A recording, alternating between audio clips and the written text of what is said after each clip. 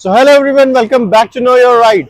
और आज मैं अपने कार एंथुसियास्ट और अपने व्यूअर्स के लिए एक नया मर्चेंडाइज लॉन्च कर चुका हूं जो मैंने अभी पहना हुआ है। ऐसी कूल कार टी शर्ट्स के लिए आप मेरे दिए गए लिंक पे जा सकते हैं जो मैं डिस्क्रिप्शन बॉक्स में डाल दूंगा।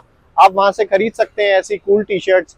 ये मैंने लॉन्च कर दिया है और अपने सारे व्यूअर्स के लिए मैं इस पर कुछ डिस्काउंट भी देने वाला हूँ। So please go and check it out. तो अब चलते हैं अपनी वीडियो की तरफ। आज की जो हमारी वीडियो है वो होने वाली है which car is the best in every segment. मतलब हम हर सेगमेंट में एक बेस्ट कार चूज करी है। मैंने अपनी रिसर्च करी है, थोड़ी बहुत देखा है कि कौन सी गाड़ी हर सेगमेंट में बेस्ट है। तो ये वीडियो मैं आपके लिए लेकर आ गया हूँ। अगर आप कोई से भी सेगमेंट में गाड़ी ढूंढ रहे हैं तो ये वीडियो आपके लिए काफी हेल्पफुल होने वाला है। एंड तक देखिएगा and please do not forget to subscribe this channel. तो सबसे पहले बात करते हैं हैचबैक सेगमेंट की कि हैचबैक सेगमेंट में आपको सबसे बेस्ट गाड़ी जो इस टाइम पर मिल सकती है 2025 में इंडिया के अंदर। मैं इसमें बहुत सारी गाड़ियां फॉल करती हैं, तो मैं आपके लिए सिर्फ दो गाड़ियां यहाँ पर रिसर्च कर अपनी रिसर्च के हिसाब से, कुछ फैक्ट्स के हिसाब से और कुछ रोड कंडीशंस के हिसाब से लेकर आया हूँ। तो पहली गाड़ी मेरे हिसाब से मारुति इग्निस है। वो क्यों है मैं आपको बताता हूँ। 1.2 सीसी का उसमें नेचुरल एस्पिरेटेड आपको इंजन मिल जाता है। 82 bhp की पावर मिल जाती है। जो सबसे अच्छी चीज आपको उसके अंदर मिल जाती है वो है लेग स्पेस। इस सेगमेंट में उससे ज्यादा लेग स्पेस आपको किसी गाड़ी में नहीं मिलता है। तो मारुति इग्निस एक ऐसा ऑप्शन है जिसे आप ले सकते हैं।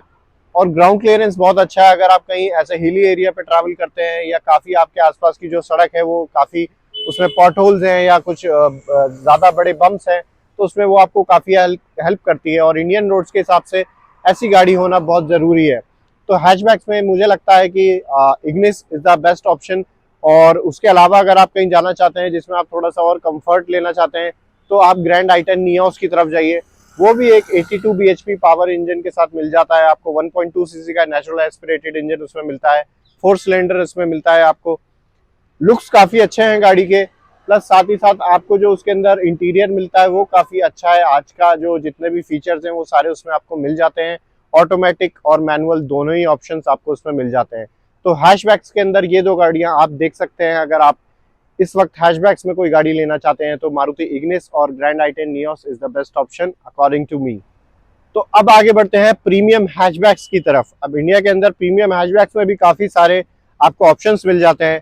तो मेरी नजर में, मेरी रिसर्च के हिसाब से जो गाड़ियां मुझे ठीक लगी हैं वो है टोयोटा ग्लांजा और टाटा एल्ट्रॉज। अब मैं बलिनो की जगह ग्लांजा इसलिए बोल रहा हूँ क्योंकि आपको टोयोटा में थोड़ा अच्छा आफ्टर सेल सर्विस मिल जाती है। वहाँ पे आपके जो सर्विस सेंटर्स हैं वो काफ़ी अच्छे हैं कंपेयर टू मारुति।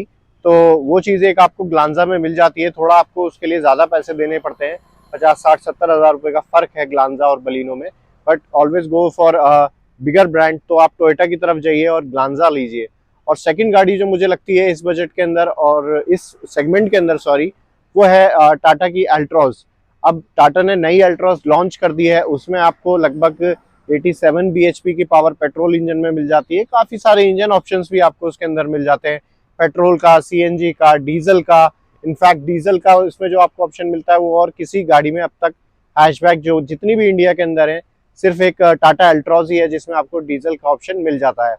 तो ग्लांजा में भी आपको सीएनजी का ऑप्शन मिलता है और पेट्रोल का मिलता है। बट टाटा अल्ट्रॉज में आपको तीनों ऑप्शंस मिल जाते हैं। आप अपनी रनिंग के हिसाब से चूज कर सकते हैं। तो अगर आप पेट्रोल की तरफ जाना चाहें तो Glanza is the best option, और अगर आप डीजल की तरफ जाना चाहें तो Altroz is the best option in premium hatchback. Let's move on to the next topic which is compact sedans. अब कॉम्पैक्ट सेडान्स के अंदर जो आपको सबसे अच्छी गाड़ी मेरे हिसाब से इस टाइम पर इंडिया के अंदर मिलती है वो है होंडा की अमेज। अब मैंने उसे क्यों चूज करा है उसके कुछ रीजंस हैं। अब इसके अंदर स्विफ्ट डिजायर भी आ जाती है वैसे तो अमेज के अंदर जो आपको जो सबसे अच्छी चीज मिलती है ना वो आपकी राइड क्वालिटी।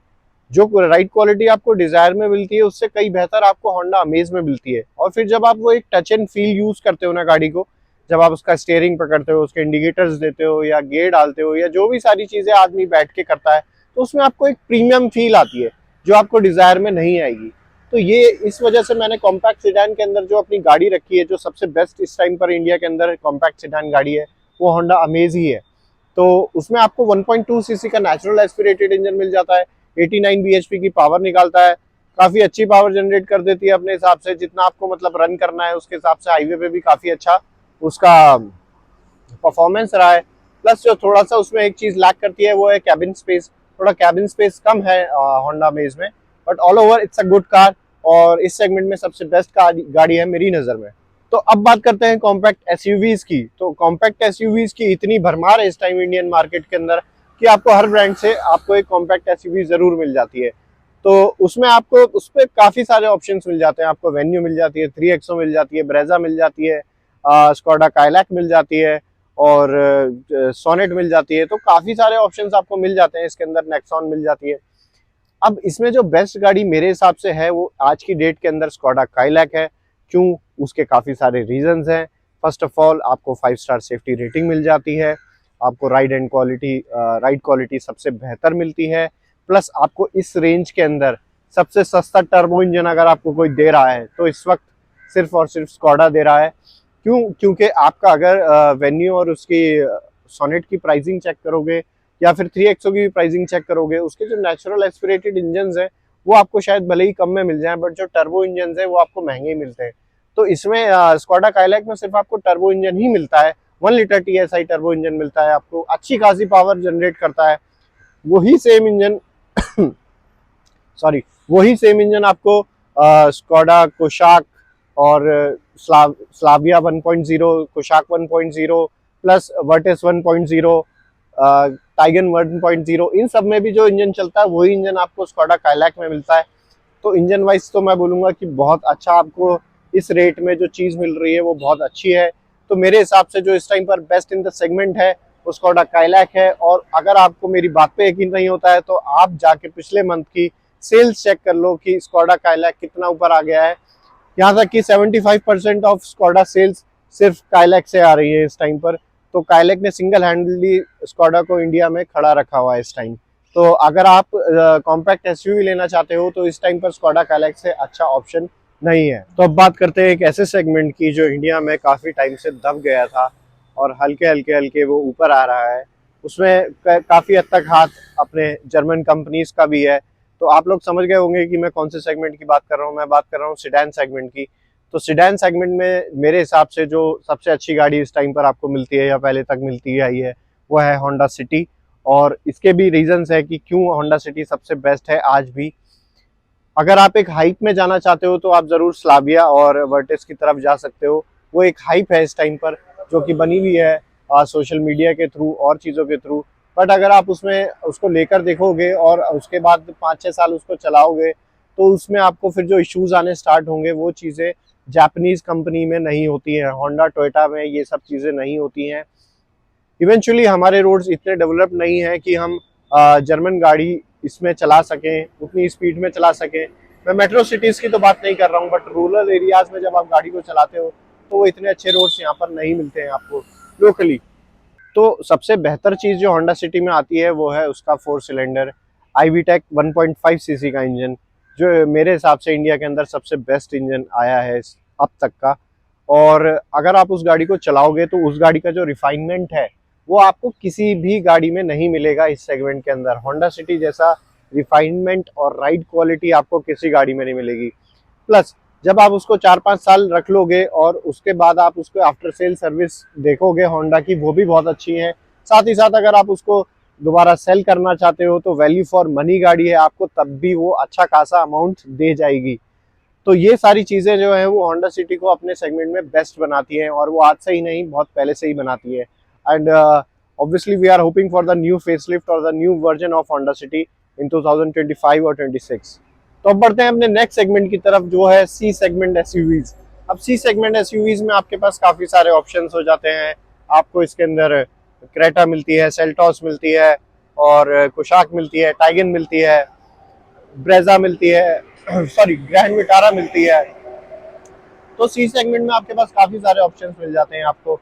बट मेरे हिसाब से जो इसका बेस्ट ऑप्शन आपको इस टाइम पर इंडियन मार्केट में है वो है होंडा की एलिवेट और किया की सेल्टॉस। मैं बताता हूँ कि क्यों मैंने ये दो गाड़ियाँ चुनी है इन सब गाड़ियों में से। अगर आप सिर्फ और सिर्फ राइड क्वालिटी की बात करोगे तो आपके पास टाइगन और कुशाक आ जाती है। बट अगर आप फीचर्स की बात करोगे, अगर आप कंपैटिबल टू इंडियन रोड्स की बात करोगे, अगर आप आफ्टर सेल सर्विसेज की बात करोगे, अगर आप पार्ट्स की बात करोगे, तो ये दो गाड़ियां जो है वो इन दोनों गाड़ियों को पीछे छोड़ देती हैं। तो सबसे पहले मैं बात करता हूँ थोड़ी पावर के बारे में जो आपको किया की सेल्टॉस में मिल जाती है। 158 PS की पावर आपको उसके अंदर मिल जाती है। काफ़ी अच्छे फीचर्स मिल जाते हैं। मैंने एक वीडियो भी बनाई है सेल्टॉस के ऊपर, आप चाहें तो मेरे चैनल पर जाके देख सकते हैं। और दूसरी गाड़ी जिसके बारे में बात करूंगा वो है होंडा एलिवेट। अब होंडा एलिवेट एक ऐसी गाड़ी है जिसको इंडियन मार्केट काफ़ी टाइम से, पिछले 1 साल से मैं देख रहा हूँ कि उस पर ध्यान नहीं दे रही है। मुझे लगता है इसमें काफ़ी हद तक कमी होंडा की भी है कि उन्होंने अच्छे से उसकी मार्केटिंग नहीं करी है। ऑल दो नेचुरल एस्पिरेटेड इंजन के साथ आपको मिल जाती है, आईवीटेक इंजन आपको उसके अंदर मिल जाता है। अगर आपको इन गाड़ियों में फ़र्क करना है तो मेरे कहने से एक बार आप होंडा एलिवेट की टेस्ट ड्राइव लेकर देखना। जो स्मूथनेस, जो रिफाइनमेंट, जो प्रीमियमनेस आपको उस गाड़ी में मिलेगी वो इस सेगमेंट में आपको किसी गाड़ी में नहीं मिलेगी। तो मैंने इस सेगमेंट में जो सबसे अच्छी गाड़ियां निकाली हैं वो होंडा एलिवेट है और साथ ही साथ आपकी किया की सेल्टॉस है। मैं क्रेटा ओनर्स को बिल्कुल भी निराश नहीं करना चाहता क्योंकि वो मेरे हिसाब से इंडिया में एक भेड़चाल चल रही है। हर कोई बंदा इस टाइम पर क्रेटा लेना चाहता है। तो मैं चाहता हूं कि आप उस गाड़ी में मत बैठो जो आप रेड लाइट पे खड़े हो तो हर तीनों चारों तरफ आपकी सिर्फ वही गाड़ी हो। तो थोड़ा सा अलग हमें हमेशा जाना चाहिए और अलग गाड़ी देखनी चाहिए। Although Creta is a nice car, मैं उसकी बुराई नहीं कर रहा हूँ, but yes you have better options than Creta.